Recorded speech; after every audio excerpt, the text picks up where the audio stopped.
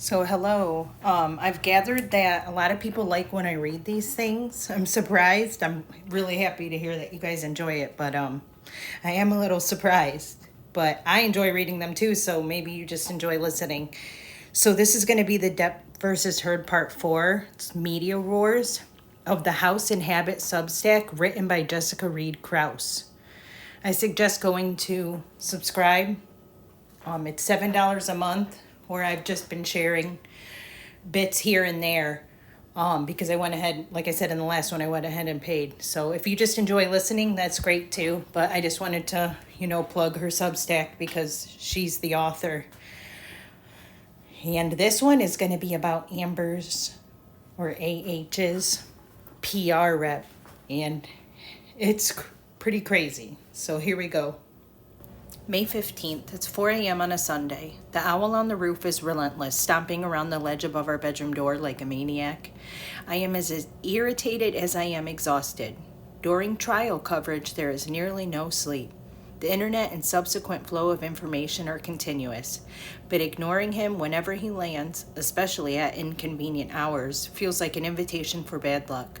So I drag myself out of bed to greet him on the perch where he's migrated, peering down at me with a usual disarming intensity. By this point, his visits have become a weirdly mystical routine I tend to embrace and anticipate, mainly because they seem to coincide with crucial points to whatever story I'm unfolding. The timing is impeccable, not to be overlooked. I say hello out loud because this is what life has become these days. Funneling gossip and greeting wizardly omens in a frayed floral Doan nightgown at dusk. I did not choose the owl as my life coach, but who am I to deny him as such? How can I not credit him for any spiritual awakening when he landed at the start of the Maxwell trial to quite literally nudge me deeper into the well of worldly corruption? Arriving with points and purpose like, lady, wake up, get yourself to trial. Pay attention, so everything after will tide with new light and clarity to deliver to the masses between your petty but valid attacks on Meghan Markle. Or at least that's how I choose to see it now. The owl answers as he always does with a slight nod before flying into the darkness. Two neighboring palms sway slightly in the background. What was that all about? Mike mumbles as I make my way to the bed. I don't know, but he was sure worked up. Never seen him like that before, I say, falling back asleep immediately. 6:23 a.m., a text from Holly. A source I've been in regular contact with for the past weeks wakes me again. She is frantic about a man who showed up at her house just after sunrise, pounding violently on her front door while she warmed a bottle for her newborn, to serve her with a letter from David Shane's team threatening legal action over the SA claims we passed along to the Daily Mail. In an attempt to secure backup from a major outlet after I exposed evidence of Shane's checkered past, 2 previous jobs that ended with harassment claims leveled against him in a series of IG story slides days prior. Without any credible backup, I feared retaliation. I am not a seasoned journalist, so every move I make is me winging it. But I figured if we could get this story circulating, the focus on me would hopefully dissipate. The details Holly relayed to the Daily Mail were the same as what she told me in text and phone calls. He started getting really aggressive, like, come to my bedroom, let's have sex. I'm like, no. I even lied to him and told him I was on my period because I just felt so uncomfortable, Doker said. He said I took you on these amazing dates to these really great restaurants, insinuating that I owed it to him. At that point, he started getting super aggressive and he pushed my head down towards his crotch. I told him no and I got up. He got angry and was like, I'll call you an effing Uber. During live court coverage, Shane appeared out of nowhere, bobbing around the courtroom like he owned the place, whispering to Amber, passing notes to her lawyers, handing money to photographers, and cozying up to female journalists in the gallery who looked uncomfortable with his aggressive advances. Ew. Thanks to an insider tip, I broke news that Heard abruptly fired her PR team midway through the trial after growing frustrated by the onslaught of negative press piling up against her. David Shane was a last-ditch attempt to shift the narrative and portray Johnny Depp as a drug-addicted wife-beater supported by an online bot-based army laden with brainless minions defending him out of sheer fanatical devotion. Holly said she was stunned when she saw his face staring back at her the first day she tuned in to watch the trial. In reality, prominent Depp supporters were a practical mix of everyday people with a passion for straightforward facts who rejected the narrative MSN was pushing. MSN is the mainstream news, especially with the trial playing out in front of us in real time 8 hours a day. The letter served was addressed to Holly but directed at me, an unhinged fanatic, a mommy blogger cosplaying as a wannabe journalist, spreading lies to protect a washed-up movie star's faltering reputation. I send it to every lawyer I have access to. All agree it is a baseless scare tactic intended to silence us. They didn't send one to you because they know you will post it. But I still think you should, one of the sources suggested. So I do. I want to read this letter, so I'm going to go ahead and read it. But if you're not interested in hearing it, just go forward past these white pages and you'll be in the next part of the blog. But it says, this morning, Josh Boswell from the Daily Mail put to David Shane a false and per se defamatory allegation that Mr. Shane essayed you at his West Hollywood condo in December 2018 by trying to force you to give him oral sex. After meeting her on the dating app Raya, the allegation of essay is false. Mr. Shane has never essayed anyone. Your own original account of the alleged incident demonstrates as much. We reviewed your anonymous allegations on the Instagram account of fervent Johnny Depp fan and mommy blogger Jessica Reed Krause, House Inhabit. As you know, Miss Krause has fanatically defended Johnny Depp against allegations of us by Amber Heard, ending most posts with the hashtag Justice for Johnny Depp. We understand you contacted Miss Krause after recognizing Mr. Shane on television, observing his client Miss Heard's trial. The original post at issue by you from December 2018, which was republished by Miss Krause, was allegedly posted to a Facebook group dedicated to warning women about bad dates. Your post basically accuses Mr. Shane of being a crappy and ungentlemanly date. At worst, he's accused of being boorish, but there is no mention whatsoever of SA. I met this man on the dating app Raya. He took me out on 2 dates and then tried to take complete advantage of me in his condo in West Hollywood. He basically insinuated I owed him for the dates he brought me on. When I said no to most of the things he asked me to do, he kicked me out. His name is David Shane. He seems to be someone who does this to a lot of women on the app. Miss Krause and now Mr. Boswell claim they spoke with you and that you told them that Mr. Shane had essayed you by pulling you down on the couch and forcing your head down to his crotch.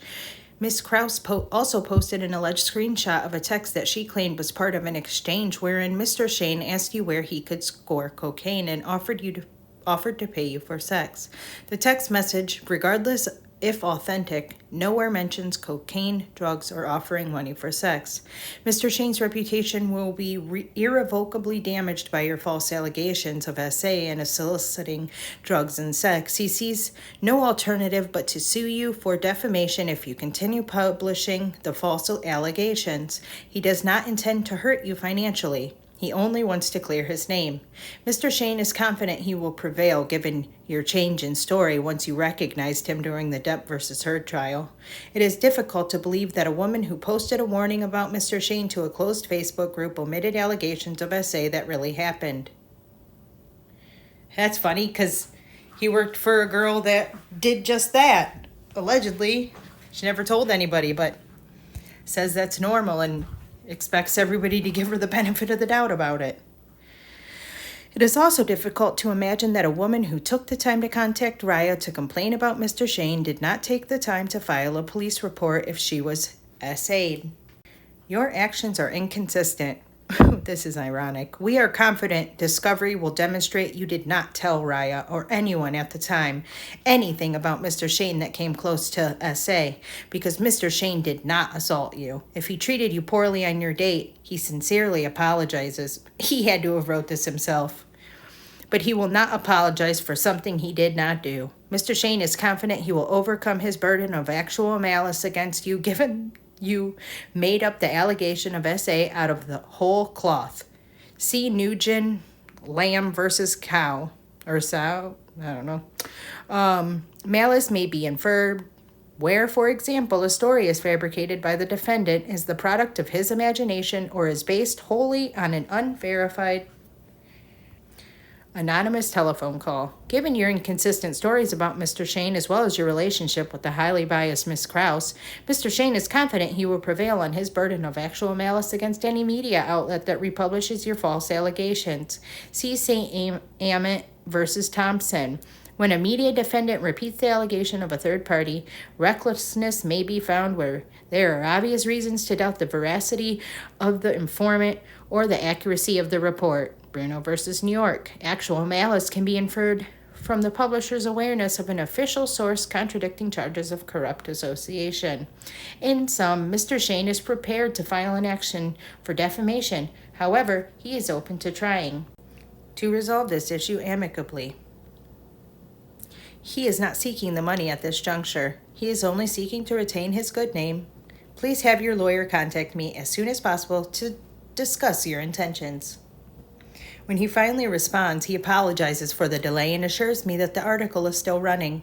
He tells me more dirt on Shane will be exposed. In the end, the story would be posted 2 days later, ultimately credited as a Daily Mail exclusive, a trend I would see repeated multiple times throughout the trial. Mainstream outlets neglecting to credit independent journalists for leads they break, hijacked to direct new angles for mainstream articles. But at least we had backup.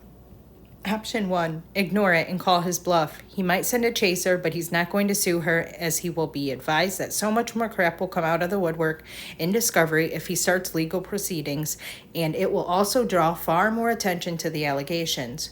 One of 3 options advised. Halfway through the day, I get a call from my second source who informs me that she woke up to her IG account disabled, with suspicious activity listed as the reason. Access to her DMs is cut off. I just woke up to my Instagram telling me there was suspicious activity and I am not allowed to log in till I get confirmed it's me in 24 hours. Now I'm weirdly nervous he somehow did that. Probably. I'm really trying hard. It looks like my account has completely been deleted. There's no way for me to log in. What are the chances, she muses. 5 days after we speak to this journalist, one of us gets a letter and my account gets locked. They are clearly trying to shut us up. Furious, I text the Daily Mail journalist, asking why he gave Shane both names when one of them wished to remain anonymous. Hours pass. When he fails to respond, I lose my cool and write again, accusing him of putting 2 women at risk and explaining how terrified they are now about the ramifications they might face for speaking up. I demand clarification but delete the line accusing him of being one of the reasons sources don't trust mainstream media with their stories. Here's the exclusive they printed. And then following is the picture of Johnny and Amber that they put with the article.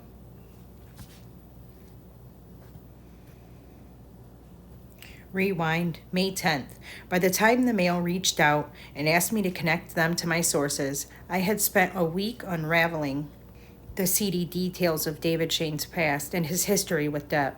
Shane represented the PR firm hired by Johnny's ex-managers at TMG when he sued them for $25 million back in 2017 for getting him into bad loans and essentially stealing money from him throughout the 17-year contract. In response to these assertions, TMG countersued Depp, highlighting lavish expenditures. According to TMG, Depp spent a whopping $30,000 a month on wine, private jets, and homes, despite several warnings. The former managers complained that it was difficult to cope with such rising expenditures. In an interview with WSJ, Depp said TMG let him down, asking why they didn't just drop him as a client if his spendthrift nature was such an issue. He argued that since it was his hard-earned money, he had the right to spend it any way he wished. TMG claimed the monthly cost of his lifestyle exceeded the $2 million. According to the lawsuit, he borrowed more than $75 million to purchase and maintain 14 homes, but the lawsuit filed by Adam Waldman ended up being settled out of court just before the defamation trial picked up. So the defamation suit was actually part 2 of a PR showdown between Shane and Depp. As for rumors of Shane's misconduct, several sources came forward confirming incidents of him acting grossly in various hotspots around town, harassing servers, being drunk and sloppy at local haunts, and coming on to hostesses, and trying to pay bills or buy drinks with credit cards typically declined. Just brought up the situation to all of my servers, and no one is surprised. It's laughable to them, like I said before. And they started talking about how he has also offered many other girls money, like how he offered to pay my rent, like thousands of dollars monthly. I believe they said it varied, like $6,000 weekly or monthly, or like $10,000 a month, just always something so ridiculous. They said the Uber thing is very common with him and confirmed that he's out once he realizes he's not getting anything out of it. They said he also wasn't allowed in the bar next door to us because he racked up around a $10,000 bar tab over his time because he tried using his business credit card and his business disputed all the claims, so he was no longer allowed in. They have so many stories. It's wild. One woman shared documented proof that he was banned from the Soho House and said that nearly every girl on staff at her restaurant had their own dirty DS story. Another woman, an up-and-coming actress, shared her David Shane story to a friend who then passed it along. The woman did not want to be named for fear of industry repercussions. Shane was involved with the film she was currently working on. I spoke to females in the PR industry who shared their opinions on him, none of them remotely flattering. Holly was my main source. Her experience on 2 separate occasions was disturbing enough to report Shane to the online dating site she met him on. She also warned the Facebook group she was a part of at the time, a network of single women sharing online dating experiences about his behavior. The documentation, dates, and details of these claims were indisputable. An unfavorable twist for a team beholden to the notion, believe all women.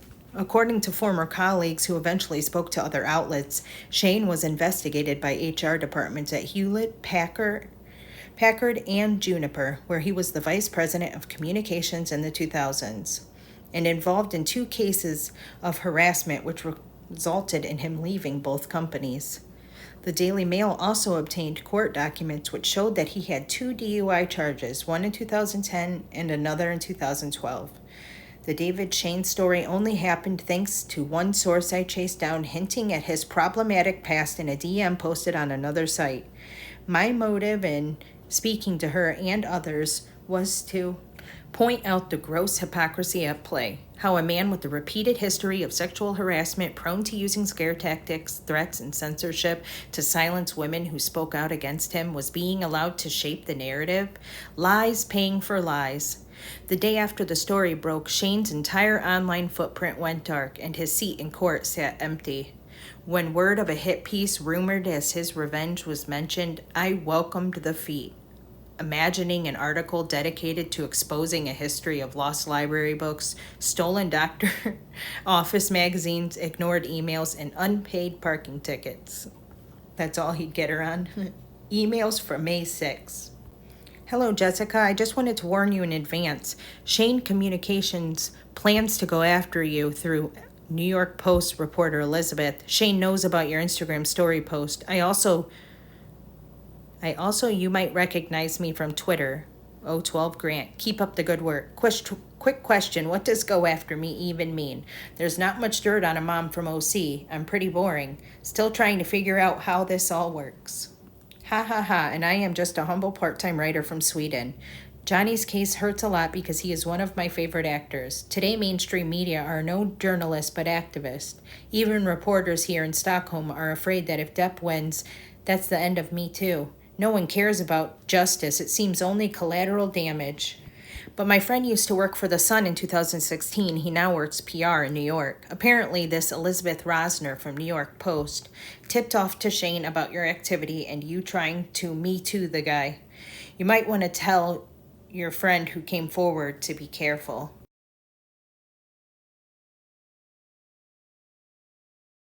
So that's cool. That's like a picture of her sitting at like her kids' practice or something, I think. But that's a really neat picture. And someone else is holding it. Looks like maybe something that's going to be a magazine or maybe some other document. Actual footage of me taken by Emily breaking the story during Friday flag ceremony. When the dust finally settled and the hit piece never ran, it felt like my first major victory, showcasing that money doesn't always eclipse truth if the right people are willing to stand up for and in defense of it. Amber Heard had a billionaire's funds to fight this battle. Johnny Depp had the people as an army.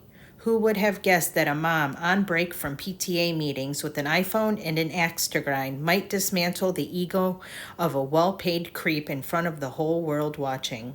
When Shane seemed to fade from the scene entirely, I counted the chapter closed. I had no idea at that point that it was all just beginning. Part 2 of Media Wars to follow soon. Thanks for listening.